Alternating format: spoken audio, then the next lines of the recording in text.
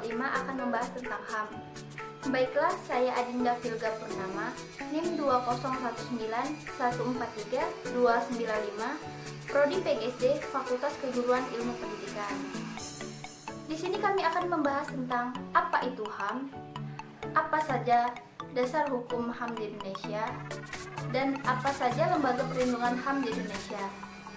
Baiklah, secara garis besar, HAM adalah hak yang melekat pada manusia sejak ia ada di kandungan sampai dilahirkan. Hak tersebut bersifat universal dan diakui oleh seluruh dunia. Apa saja dasar hukum penegak HAM di Indonesia? Dasar hukum penegak HAM di Indonesia: 1. Pancasila, 2. Pembukaan Undang-Undang 1945, 3. Batang Tubuh Undang-Undang 1945, 4. Undang-Undang Nomor 39 Tahun 1999 tentang Hak Asasi Manusia, 5. Undang-Undang Nomor 26 Tahun 2000 tentang Pengadilan Hak Asasi Manusia. Adapun lembaga perlindungan HAM di Indonesia sebagai berikut: Kepolisian atau Polri, Kejaksaan, Komnas HAM, Lembaga Perlindungan HAM di Indonesia, YLBH, Yayasan Bantuan Hukum di Indonesia, KPAI, Komnas Perlindungan Anak Indonesia. Manfaat pembelajaran ini adalah mengajak siswa mengetahui hak yang ada pada diri kita sendiri. 2. Menghindari penyalahgunaan atau pelanggaran HAM. 3. Agar siswa dapat menyimbangkan dalam pelaksanaannya. Metode yang pertama yaitu metode ceramah. Metode belajar ini digunakan untuk menyampaikan pelajaran sesuai dengan tujuan pembelajaran. Metode ini digunakan guru untuk menentukan hal-hal penting. Penggunaan metode ini bisa menghemat waktu guru menjelaskan materi kepada siswa. Kelemahan dalam metode ini membuat siswa merasa bosan karena mereka tidak diberi kesempatan untuk menentukan sendiri konsep yang akan diajarkan. Metode yang kedua yaitu metode percontohan. Penggunaan metode ini harus sesuai dengan karakteristik tujuan pembelajaran, situasi dan lingkungan belajar, waktu yang tersedia, serta kebutuhan peserta didik itu sendiri. Keunggulan dalam metode pembelajaran ini mampu mengklarifikasikan dan menilai kualitas nilai moral dari peserta didik dan nilai moral kehidupan nyata. Baiklah, saya Aprilisa Tampu Bolon dengan NIM 2019143321 akan melanjutkan materi dari kelompok saya. Materi yang akan saya paparkan adalah dasar-dasar penegakan HAM dan penjelasan tentang hak-hak asasi manusia. Nah, di sini saya akan menjelaskan tentang 3 dasar penegakan HAM yang dapat kita lihat dari yang pertama, dari Undang-Undang Dasar 1945.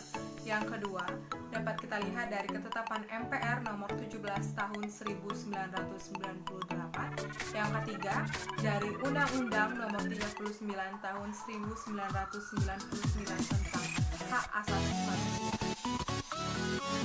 Nah, dari 3 dasar penegakan yang telah saya sebutkan tadi, secara garis besar, pada negara Indonesia dapat disimpulkan dan dibedakan hak-hak antara lain sebagai berikut.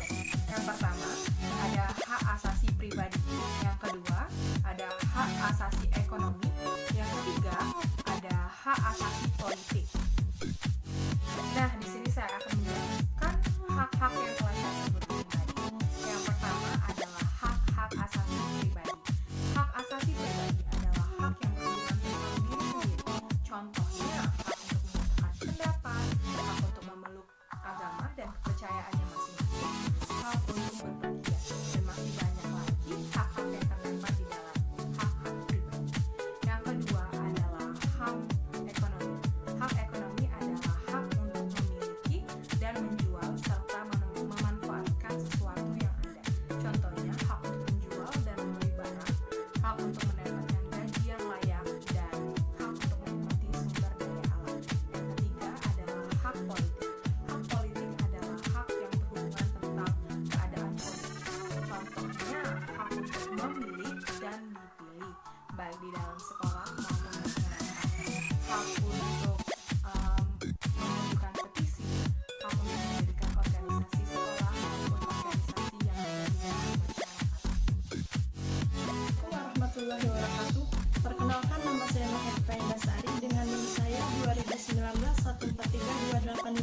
Baiklah, di sini saya akan melanjutkan materi dari Agrius Bolon, yaitu hak asasi dapat dibeda-bedakan. Adapun materi yang saya bahas yaitu memiliki 3 materi: hak asasi untuk hukum, hak asasi sosial dan kebudayaan, hak asasi peradilan. Langsung saja masuk ke materi. Hak asasi hukum. Hak asasi untuk mendapatkan perlakuan yang sama dalam hukum dan pemerintah. Contohnya, yang pertama, hak mendapat perlakuan yang sama dalam hukum dan pemerintah. Yang kedua, hak untuk mendapatkan perlakuan yang sama menjadi pegawai negeri sipil. Dan yang ketiga, hak mendapat pelayanan dan perlindungan hukum. Yang ke F, hak asasi sosial dan kebudayaan. Hak asasi untuk memilih pendidikan dan hak untuk ikut mengembangkan kebudayaan. Adapun contohnya, yang pertama, hak menentukan, memilih, dan mendapatkan pendidikan. Yang kedua, hak mendapatkan pengajaran. Dan yang ketiga, hak untuk mengembangkan budaya yang sesuai dengan bakat dan minat. Hak asasi peradilan. Hak asasi untuk mendapatkan perlakuan, tata cara, peradilan, dan perlindungan dalam hal penahanan, penangkapan, penggeledahan, dan peradilan. Adapun contohnya, yang pertama, hak mendapat pembelaan hukum di pengadilan. Dan yang kedua, hak persamaan atas perlakuan penggeledahan, penangkapan, penyidikan di muka hukum. Secara konkret, untuk pertama kali hak asasi manusia dituangkan dalam Piagam Hak Asasi Manusia sebagai lampiran ketetapan MPR yang ke-7 tahun 1998. Baiklah, materi selanjutnya akan dijelaskan oleh teman saya. Assalamualaikum warahmatullahi wabarakatuh. Saya Ade Saputra akan melanjutkan materi yang telah disampaikan oleh kelompok saya. Materi yang saya sampaikan adalah mengenai hak-hak anak. Hak-hak anak memiliki 4 hak dasar, yaitu hak hidup, hak tumbuh kembang, hak mendapatkan perlindungan, dan hak untuk berpartisipasi. Konvensi hak anak ini merupakan hukum internasional yang mengikat negara peserta termasuk Indonesia. Berikut adalah hak-hak anak. 1. Setiap anak berhak untuk tidak dijadikan sasaran penganiayaan, penyiksaan, atau penjatuhan hukuman yang tidak manusiawi. Berkaitan dengan itu, ketentuan pasal 66 UU HAM ayat 1 disebutkan setiap anak berhak untuk tidak dijadikan sasaran penganiayaan, penyiksaan, atau penjatuhan hukuman yang tidak manusiawi. Ahli hukum. Dan hak yang kedua adalah anak tidak bisa dikenakan hukuman mati. Berdasarkan UU nomor 11 tahun 2011 tentang sistem peradilan pidana anak (SPPA), pasal 3 ayat F berbunyi, setiap anak proses peradilan anak berhak tidak dijatuhi hukuman mati atau pidana seumur hidup. Hak anak yang ketiga adalah tidak dirampas kebebasannya dengan cara melawan hukum. Keempat, penangkapan, pemenjaraan hanya dibolehkan sesuai dengan prosedur hukum dan sebagai upaya terakhir. Dan yang terakhir, mendapat bantuan hukum serta hak membela diri.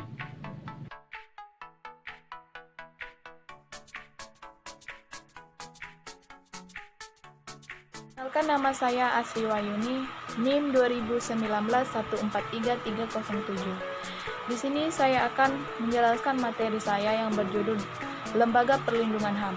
Lembaga Perlindungan HAM ini dibagi menjadi beberapa bagian. Di sini saya hanya menjelaskan 4 lembaga saja.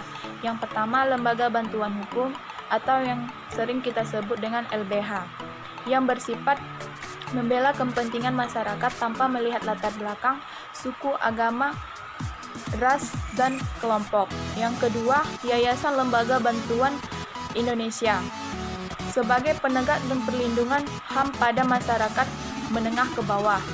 Yang ketiga, Biro Konsultasi dan Bantuan Hukum Perguruan Tinggi menangani masalah-masalah pengabdian kepada masyarakat seperti perselisihan warisan, uang ganti pembebasan tanah. Yang keempat, Komnas HAM. Tugas utamanya adalah menyelenggarakan serta menanggapi perlindungan terhadap hak-hak anak. Perkenalkan, nama saya Fitriyanti, NIM 2019-143306. Saya akan melanjutkan materi dari Saudari Asri Wayuni, yaitu Lembaga Perlindungan HAM, yang terdiri dari 5 kepolisian. Tugas kepolisian adalah melakukan pengamanan dan penyelidikan terhadap setiap berkas perkara pelanggaran HAM yang masuk. Keenam, kejaksaan. Tugas utama jaksa adalah melakukan penuntutan suatu perkara pelanggaran HAM yang telah dilaporkan. Kejaksaan diatur dalam Undang-Undang Nomor 16 Tahun 2004 yang berbunyi, kejaksaan sebagai lembaga pemerintahan yang melaksanakan kekuasaan negara di bidang penuntutan. Ditegaskan, kekuasaan negara tersebut dilaksanakan secara merdeka. Yang ketujuh, Komnas HAM. Tujuan Komnas HAM adalah memberikan perlindungan sekaligus penegakan hak asasi manusia di Indonesia. Yang kedelapan, Pengadilan HAM di Indonesia. Pengadilan HAM khusus diperuntukkan dalam menangani pelanggaran hak asasi manusia yang berat, yaitu kejaksaan genosida, dan kejaksaan terhadap HAM tidak jauh berbeda dengan prosedur-prosedur pemeriksaan di pengadilan sipil.